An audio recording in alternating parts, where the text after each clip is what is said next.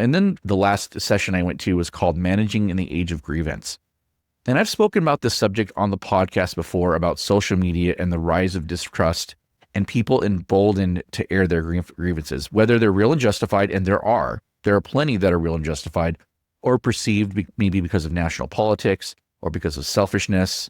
Quite frankly, I mean, I'm just being real with you guys. 73% of local officials, this is both elected and appointed, like city managers, report experiencing harassment.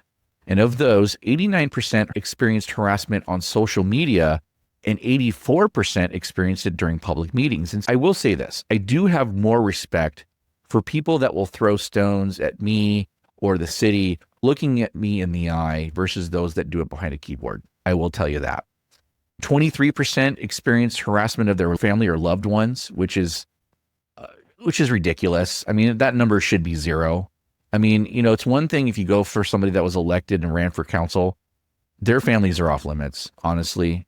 That's absurd. And I've heard city managers that have had their families and loved ones followed, their children were being followed. That is, that's absurd. That should not be happening.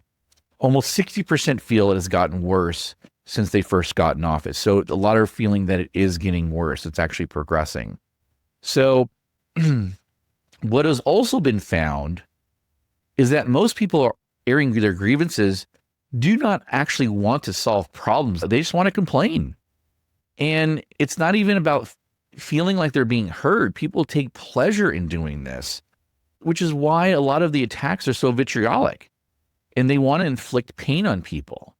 And that's why a lot of it takes place online because, quite frankly, they're cowards.